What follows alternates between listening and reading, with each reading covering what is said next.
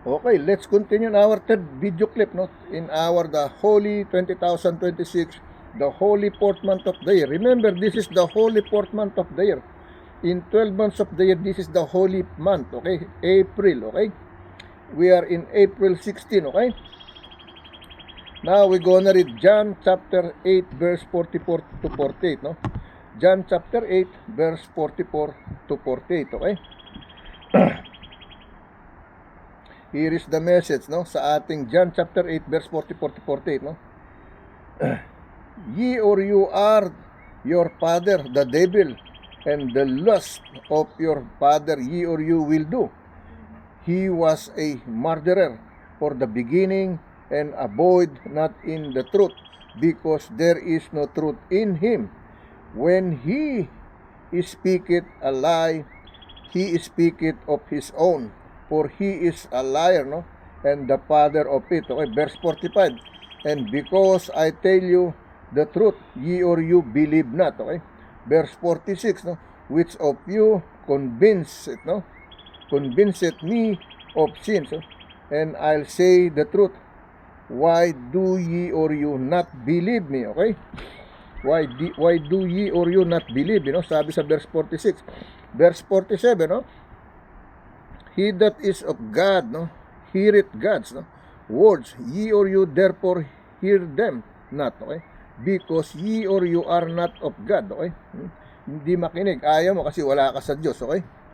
Verse 48, no? Then answered the Jews and said unto him, Say we not well that thou art of Samaritan and hast a devil, no? Hast a devil, okay?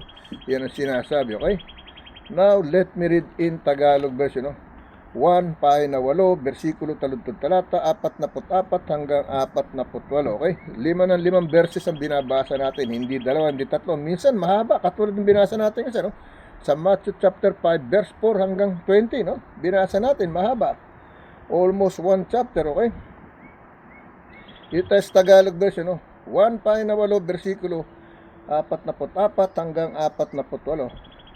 Kayo'y sa inyong amang dyablo, at ang mga nais ng inyong ama, ang ibig ninyong gawin, siya'y isang mamamatay tao, buhat pa nung una, at hindi nananatili sa katotohanan, sapagkat walang katotohanan sa kanya. Pagka nagsasalita siya ay kasinungalingan, no? Ay nagsasalita siya sa ganang kaniya, sapagkat siya'y isang sinungaling at ama nito, no? Versikulo 45. Ngunit dahil sa sinasabi ko ang katotohanan ay hindi ninyo ako sinasampalatayanan, okay? And because I tell you the truth, ye or you believe not, no? Sinasabi rito. Versikulo 45, no? Ngunit dahil sa sinasabi ko ang katotohanan ay hindi ninyo ako sinasampalatayanan, hindi pinaniniwalaan, okay? Versikulo 46, no? Sino sa inyo ang makasusumbat sa akin, no, tungkol sa kasalanan?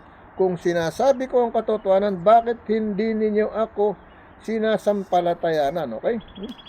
Nandito ako sumasampalataya, gumaganap, pero walang maniniwala, okay? Pero maraming maniniwala, hindi lahat, okay? Dito ay sa Tagalog version, no? Sa versikulo 47, no? Ang Diyos ay nakikinig sa mga salita ng Diyos, dahil dito'y hindi nyo dinirinig, sapagkat kayo'y hindi sa Diyos, okay? It says in verse 47, no? John chapter 8, verse 47, He that is of God, no? He that is of God, heareth. God is word, ye or you, therefore hear them not, because ye or you are not of God, no? Wala ka sa Diyos, no? Hindi ka naniniwala, sabi mo nasa Diyos ka, pero ang totoo wala, kasi hindi ka naniniwala sa akin, no? Yun ang ibig sabihin, no? Sabi sa, ulitin natin dito sa versikulo 47, no? Ang Diyos ay nakikinig sa mga salita ng Diyos, dahil dito'y hindi ninyo dinirinig, sapagkat kayo'y hindi sa Diyos, okay? Versikulo 48, no? Nagsisagot ang mga Hudyo at sa kaniya'y sinasabi, no? Hindi baga magaling ang aming pagkasabi na ikaw ay isang Samaritano at mayroon kang demonyo, no? Yan ang sinasabi, yun ang hatol sa kanya, no? It says here, he accused them, this word, no, in verse 48, no. Then answered the Jews, said unto him, say we not well that thou art a Samaritan and hast a devil? Okay, inaccuse pa siya, isa raw siyang demonyo, isa daw siyang ganito, diablo, no. Now let me read this in Spanish, okay? Now let me read in Spanish, no, Spanish 1 Kapitulo 8 versikulo 44 hanggang 48. Narinig niyo po yung huni ng ibon, no? No? Alright, dito tayo, no? Dito tayo sa 1 Kapitulo 8 versikulo 44 hanggang 48, no? Vosotros sois di vuestro padre el diablo, y los deseos de vuestro padre, queréis hacer el had sido homicida desde el principio y no ha permanecido en la verdad, porque no hay verdad en él. Cuando habla mentira, di suyo habla, porque es misterioso y padre di mentira. Okay, versikulo 45, no? Y a mí, porque digo la verdad, no me crees. Okay, versikulo 46, no? When di vosotros mi redargoye, no? Redargoye di pecado, pues si digo la verdad, porque vosotros no me creéis, no? Versikulo 47, no? El que es de Dios, las palabras de Dios oye, por esto no las oís vosotros, porque no sois de Dios. ¿Eh? Versículo 48, ¿no? Respondieron entonces los judíos y le dijeron, no decimos bien nosotros, ¿no? Que tú eres samaritano y que tienes demonyo. Okay? Yan ang sinasabi siya, hinatulan pa siya. Okay? Hindi na nga siya pinapakinggan, inuhusgahan pa. Alright? Yan ang sinasabi rito, halos, no? No, sinabihan pa siya, demonyo yan, ganito, no? Yun ang nangyayari, okay? Now, let's go to the other scripture chapter verse. Dito tayo sa Romans, no? Sa ating daily bread na, no? Ang ating Romans daily bread natin, no? Day 16, daily bread, okay?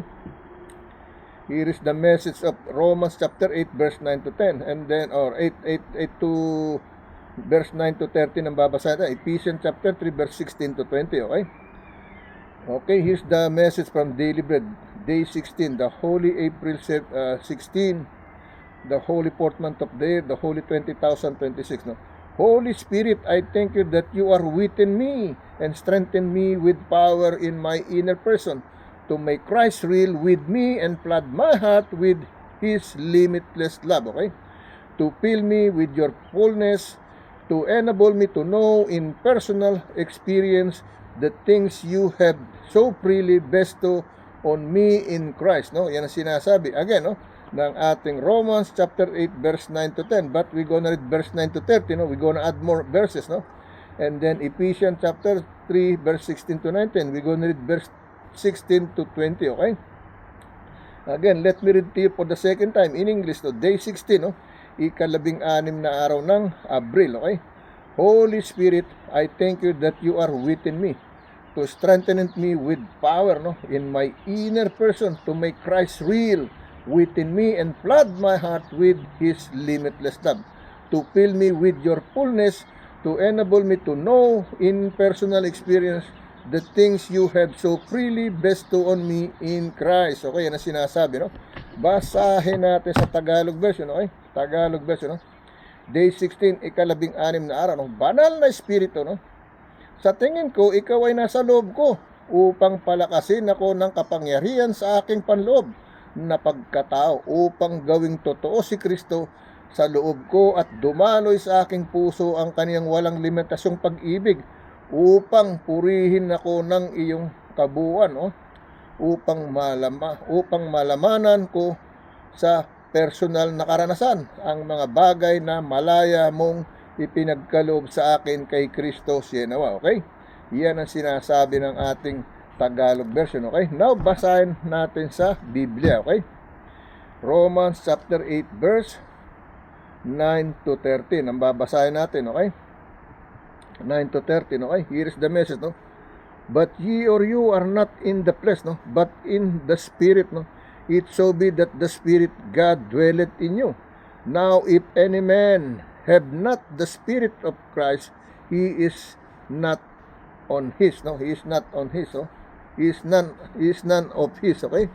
Verse 10, and if Christ be in you, the body is dead because of sin, but the spirit is life, no, because of righteousness, okay. Verse 11, okay. But if the Spirit of him that raised up Jesus from the dead dwell in you, he that raised up Christ from the dead shall also quicken your mortal bodies by his Spirit that dwelleth in you. Okay, yan ang sinasabi, no? Verse 12, no? Therefore, brethren, we are debtors, no? Not to be flesh, to live after the flesh, no? Verse 13, no? For if ye or you live after the flesh, ye or you shall die, no? But if ye or you through the Spirit do mortify the deeds of the body, ye or you shall live, no? Yan ang sinasabi, no? Maliwanag, okay? Basahin natin sa Tagalog version yan, okay? Mga taga-Roma, pahina 8, versikulo taludtod talata, 9 hanggang 13, no? Okay? 9 hanggang 13, okay? Ito tayo sa Tagalog version, no? Mga taga-Roma, pahina 8, versikulo 9 hanggang 13. Dadapat tayo wala sa laman, no? Kundi sa Espiritu na, sa Espiritu. Kung gayo'y tumitira sa inyo ang Espiritu ng Diyos, no? Dadapat kung ang sino may walang Espiritu ni Kristo, siya'y hindi sa kanya, no? Wala kang Espiritu ni Kristo. Sabi mo lang ni Kristo, pero wala sa Espiritu ng Kristo, no? Yan ang ibig sabihin ng versikulo 9. Dadapat kayo wala sa laman, hindi nasa Espiritu, no? Kundi nasa Espiritu. Kung gayo'y tumira sa inyo ang Espiritu ng Diyos, dadapat kung ang sino may walang Espiritu ni Kristo, siya'y hindi sa kanya. Versikulo 10. At kung si Kristo ay nasa inyo, ang katawan ay patay. Patay sa kasalanan, no? Dadapat ang Espiritu ay buhay dahil sa katuwiran, okay? Sa salita ng Diyos, okay? Yan ang ibig sabihin, okay? Versikulo 11, no? Ngunit kung ang Espiritu niyong bumuhay na magmuli kay Jesus ay tumira sa inyo, ang bumuhay na magmuli kay Kristo sa mga patay ay magbibigay buhay naman sa inyong mga katawang may kamatayan, no? Sa pamamagitan ng kanyang Espiritu na tumitira sa inyo, okay? Tumitira sa iyo, so nagbibigay ng buhay na maganda sa atin, no? Versikulo 22, no? Kaya nga mga kapatid, ang mga may utang tayo, hindi sa laman upang mabuhay ayon sa laman, okay? Ang sabi ng versikulo 22, no? Kaya nga mga kapatid, may mga utang tayo, hindi sa laman upang mabuhay sa laman, okay? Versikulo 23, sapagkat kung nangabuhay kayo ng ayon sa laman, ay mga mamatay kayo, no? Mga mamatay kayo. Dapat kung sa pamamagitan ng Espiritu ay pinatay ninyo ang mga gawa ng laman na nangabubuhay kayo, na mga bubuhay kayo, okay? Yan ang ibig sabihin, alright? Now, let me read in Spanish, okay? Okay, let me read in Spanish, no? Romanos, Kapitulo 8, versikulo 9 hanggang 13, okay? 9 hanggang 13, no? Mas vosotros no decís según la carne, sino según el Espíritu, si es que el Espíritu de Dios mora en vosotros, y si alguno no tiene el Espíritu de Cristo, no es de él, ¿no? Versículo 10, no, pero si Cristo está en vosotros, el cuerpo en verdad está muerto, y causa del cuerpo en verdad está muerto, y causa del pecado, mas el Espíritu vive y causa de la justicia, ¿no? Versículo 11, ¿no? Y si el Espíritu de aquel que levantó de los muertos, y Jesús mora en vosotros, el que levantó de los muertos, y Cristo Jesús vivificará también vuestros cuerpos mortales por su Espíritu que mora en vosotros, ¿no? Versículo 12, ¿no?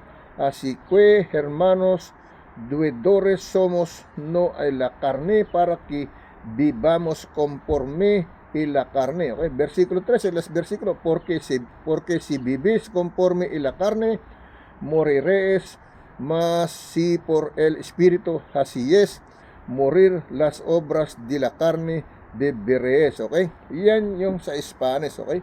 Romanos Kapitulo 8, versikulo 9 hanggang 13 sa Spanish, okay? Now, let's go to other scripture chapter and verse, no? Puntahan na natin yung kasamahan yan, yung Ephesians, para hindi na tayo maglakdaw pa doon, okay? Puntahan na natin yung Ephesians na kasamahan yan, okay? Ephesians, alright? Ephesians chapter 3, no? Verse 16, okay? Yung kasama ng daily bread na yan, okay? Para magkasama sila, okay? Now, let me read Ephesians chapter 3, verse 16 to 20 sa ating daily bread, okay? Yan yung ating daily bread, okay? Ephesians chapter 3, verse 16 to 20, no? Here is the message, no? Then he should grant you, no? Verse 16, that he should grant you according to the riches of his glory to be strengthened with might by his spirit in the inner man, no? The inner, panloob ng tao, no? That Christ may dwell in your hearts, no?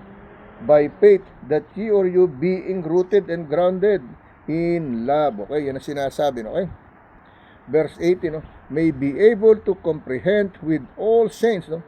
What is the breadth and length and depth and height, no? Verse 19, no? And to know that love Christ which passeth knowledge, that ye or you might be filled with all the fullness of God, okay? Ang sabi ng verse 19, okay? And to know that love Christ, no, which passes knowledge, that ye or you may be filled with all the fullness of God. Verse 20, no? Isasama natin verse 21, okay? Verse 20, now unto him that is able to do exceeding abundantly above all that we ask or think, according to the power that worketh in us. Okay, verse 21, no? Unto him be glory in the church by Christ Jesus throughout all ages, world without end. Amen, okay? Basahin natin sa Tagalog version niya, no? Tagalog version, okay? Mga taga-episo pa na 3 versikulo 16 hanggang 20, okay? Alright. Here is in Tagalog version, no? Versikulo 16, okay? Upang sa inyo ipagkaloob niya ayon sa mga kayamanan ng kaniyang kaluwalhatian, na kayo'y palakasin ng kapangyarihan sa pamamagitan ng kanyang espiritu sa pagkataong loob. No? Sa pagkataong loob ko, ibig sabihin niya, no? Sa ibang nagsisilbi pa sa kanya. Ang sabi ng versikulo 1, upang sa inyo ipagkaloob niya ayon sa mga kayamanan ng kaniyang kaluwalhatian, na kayo'y palakasin sa kapangyarihan sa pamamagitan ng kanyang espiritu sa pagkataong loob. Versikulo 27, na si Kristo ay manahan sa inyong puso sa pamamagitan ng pananampalataya, upang kung kayo'y mga ugat at mga tumibay sa pag-ibig, no? In love and vain, okay? Rooted and grounded in love, no? Ang sabi rito sa mga ugat at magtumibay kayo sa pag-ibig. Versikulo 11, no?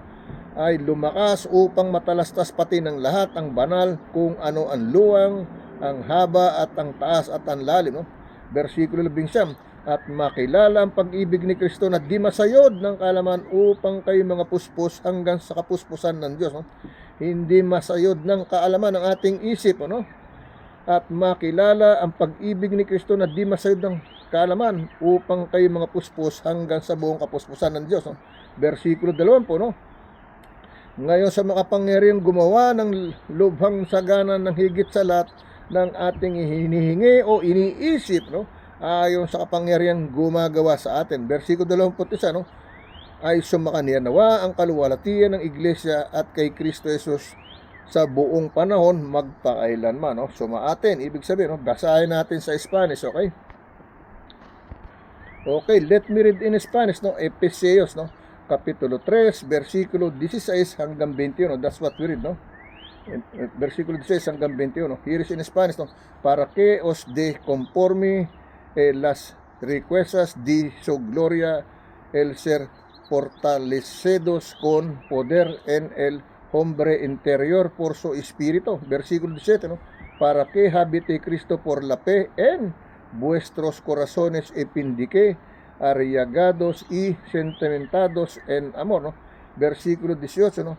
Seáis plenamente capaces de comprender con todos los santos cuál sea la anchura la longitud, la profundidad y la altura. Versículo 19, ¿no? Y de conocer el amor de Cristo que excede todo conocimiento, para que seáis los helenos de toda la plenitud de Dios, ¿no? Versículo 20, ¿no? Y aquel que es poderoso para hacer todas las cosas muchos más abundantemente de lo que pedimos o entendemos, según el poder que actúa en nosotros. Versículo 21, las versículos. A Él sea gloria en la iglesia, en Cristo Jesús, por todas las edades, por los siglos de los siglos. Amen. Okay? Yan ang sinasabi ng Spanish, okay? Sa ating Ephesians chapter 3, verse 16 to 21. Okay? Now, let's go to the other scripture chapter verse, no? Balikan natin yung dapat siya natin babasa, no? Dito ulit tayo sa Romans chapter 15, verse 13 to 17, okay? Remember, no, when you accident click this video, don't be like me, no? You can pause, if you have something to do, do it, no? And then come back, and then repose, and then come back if you have time. Just give it to the Lord, not by me. Don't focus on me. When you see me, don't focus on me. Focus on the Word of God, the message of God, no? That's the only thing I can tell you, okay? Don't think who I am, where I am, what nationality I am. It doesn't matter. Just take it, no? And feed yourself, no, with the gospel word of God. That's it, okay? Now, let's go to our Romans chapter 15, verse 13 to 17. No? Verse 15, 13 to 17. Now, the God of hope fill you with all joy and peace, and believing that ye or you may be abound in hope through the power of the Holy Ghost. Okay? Yan ang sinasabi. Verse 14.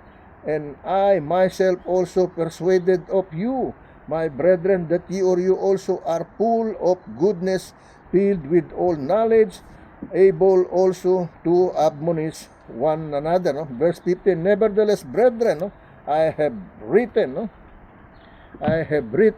the more boldly unto you, in some sort as putting you in mind because of the grace that is given to me of God. O, verse 16, okay?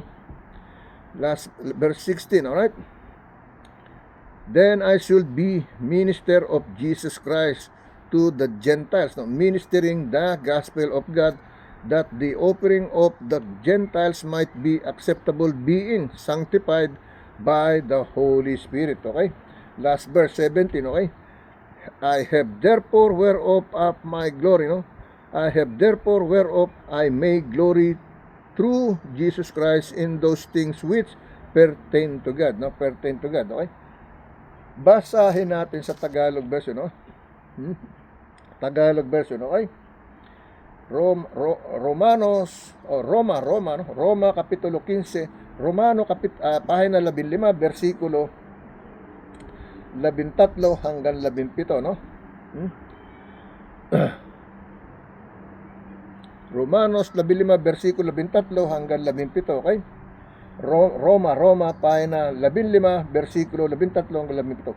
Puspusin nga kayo ng Diyos ng pag-asa ng buong kagalakan at kapayapaan, no, sa pananampalataya, upang kayo'y managana sa pag-asa sa pamamagitan ng kapangyarihan ng Espiritu Santo, no? Managana, no, sa pamamagitan ng kapangyarihan ng Espiritu Santo, no? Ng pag-asa, no? Managana sa pag-asa sa pamamagitan ng kapangyarihan ng Espiritu Santo, no? Iyon ang nangyayari sa atin, no? Pinananagana tayo ng mahal na Espiritu Santo, no? Versikulo 14. At ako naman sa aking sarili ay naniniwalang lumbos tungkol sa inyo, mga kapatid, no, na kayo naman ay mga puspos ng kabutihan, pinuspos ng lahat ng kaalaman, na ano pat makapagpapaalala naman kayo sa isa't isa, no? Ito nangyayari sa atin, nagpapaalala sa isa't isa, okay? Nabasa pa natin pala 14. O, versikulo 15. Ngunit, no, sinulatan ko kayo na may dakilang, ano? Ngunit sinulatan ko kayo na may dakilang, no, kalayaan, no? Kalayaan, freedom, okay? More boldly, no, freedom, no? Kalayaan na bilang pagpapaalala sa inyo dahil sa biyaya na sa atin ay ibinigay ng Diyos, no?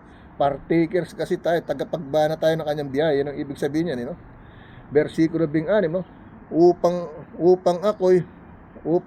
ako'y maging ministro ni Kristo Jesus na mga hintil, na nagsisigawa sa ebanghelyo ng Diyos, upang ang mga hintil ay maging kalugod-lugod na handog, palibasay pinapaging banal ng Espiritu Santo, pinapaging banal tayo ng Espiritu Santo. Yun ang ibig sabihin, versikulo 27, mayroon nga akong pinagmamapuri kay Kristo Jesus na mga bagay na nauukol sa Diyos, yan ang sinasabi, Now let me read this in Spanish, okay?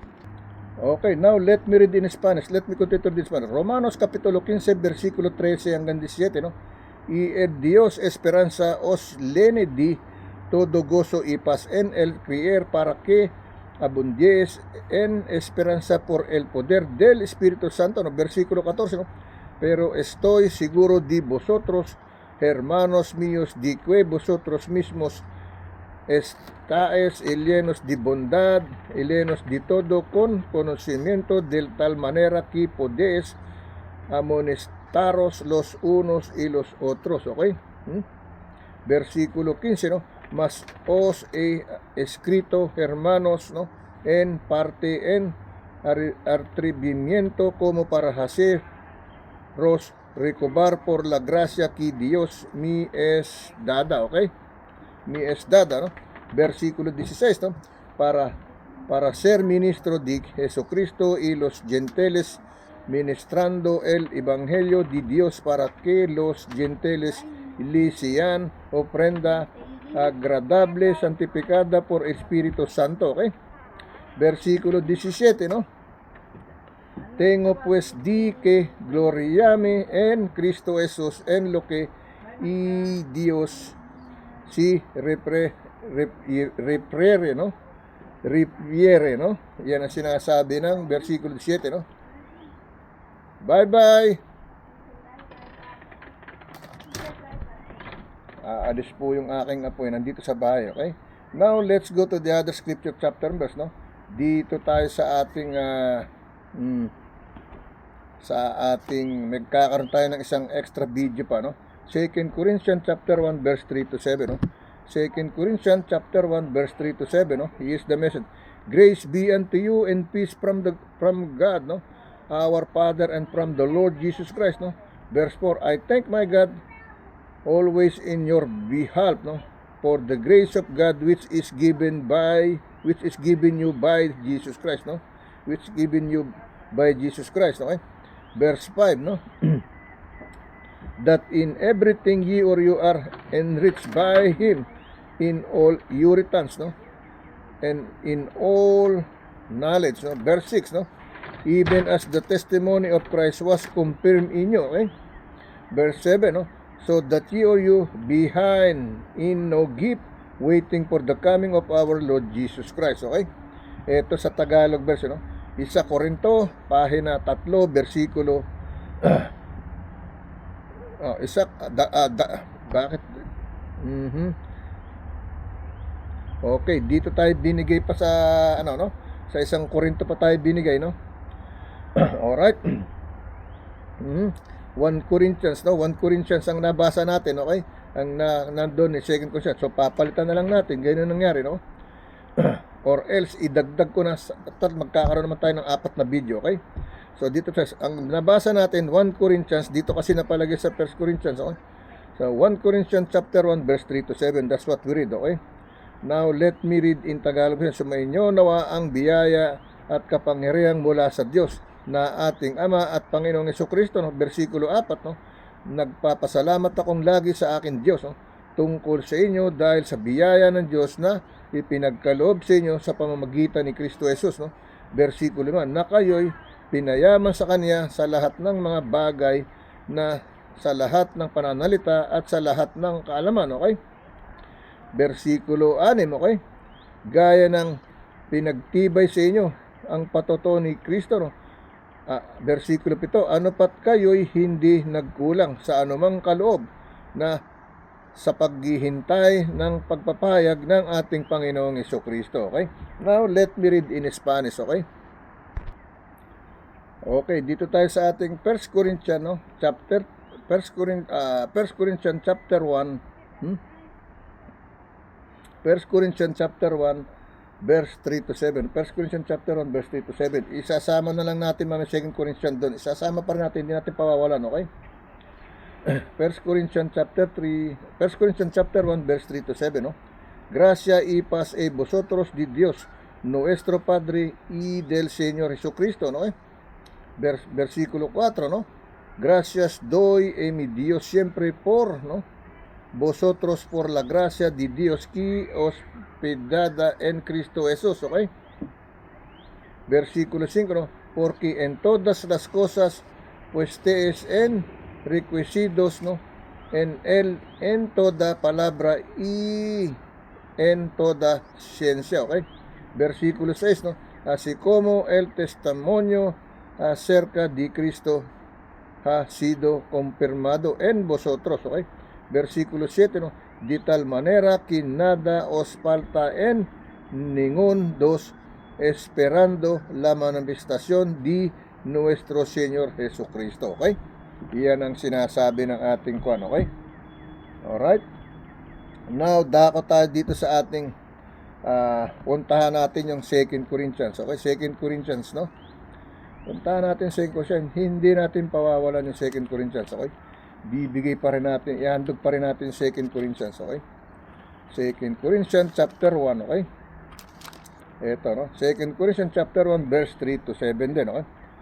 Blessed the God, even the Father of our Lord Jesus Christ, no? The Father of mercies and the God of all comfort, okay? Verse 4, no? Who comforted us in all our tribulation, no? That we may be able to comfort them which are in any trouble by the comfort wherewith we ourselves are comforted of God, no? Verse 5, no? For as the suffering of Christ abound in us, no? So our consolation also abounded by Christ, no? Abounded by Christ, no? Verse 6, no? And whether we be afflicted, it is for you consolation and salvation, which is effectual in enduring of the same suffering which we also suffer, or whether we be comforted, it is for your consolation and salvation, no? Last verse 7, no? And our hope of your is steadfast, knowing that as ye or you are partakers of the suffering, no? Shall ye or you be also of the consolation, no? Conciliation, no? Alright? Basahin natin sa Tagalog version, no? 1 Corinto pahina 2 Corinto to. 2 Corinto pahina 1 versikulo 3 hanggang 7, okay? Kasi yung unang nabasa natin 1 Corinthians chapter 1 verse 3 to 7. Now we're reading 2 Corinthians chapter 1 verse 3 to 7, okay? Here sa 2 Corinto pahina 1 versikulo 3 hanggang 7, no? Purihin nawa ang Diyos at ang Ama ng ating Panginoong Jesucristo, ang Ama ng kaawaan at Diyos ng buong kaaliwan, okay? Kaawaan naman talaga, naawa ang Ama, no? Naawa ang Ama, no? Sabi ng Diyos, anak, patawarin mo sila, hindi na alam kung ano ginawa. Naawa yung Ama. Pinahinto yung mga anghel na ipapadala sa pagsaklolo sa anak, okay? Dahil sa kahilingan ng anak, okay? Ang sabi, purihin nawa ang Diyos at Ama ang ating Panginoon Jesucristo, ang Ama ng mga kaawaan at Diyos ng buong kaaliwan, no? Versikulo 4, na siyang umaliw sa atin sa lahat ng kapighatian upang ating maaliw ang nangasa anumang kapighatian sa pamamagitan ng pag-aliw na inaaliw din sa atin ng Diyos, okay? Versikulo 5, sapagkat kung paanong sumasagana sa atin ang mga sakit ni Kristo, ay gayon din naman ang aming kaaliwan ay sumasagana sa pamamagitan ni Kristo, no? Versikulo 6, dadapat maging kami man ay mapighati ay para sa inyong kaaliwan, ay kaligtasan, o maging kami man ay maaliw at ay para sa inyong kaaliwan, na siyang gumagawa sa pagdadalitang may pagtitiis ng mga gayon ding pagbabata na amin namang binabata. Okay? Versikulo 7, no? Ang aming pag-asa, no? Ang aming pag-asa tungkol sa inyo ay matibay. Yamang nalalaman na kung paanong kayo'y mga karamay sa mga sakit, ay gayon din naman kayo sa kaaliwan, no? Gayon din naman kayo sa kaaliwan, okay? Now, let's go to our fourth video, okay?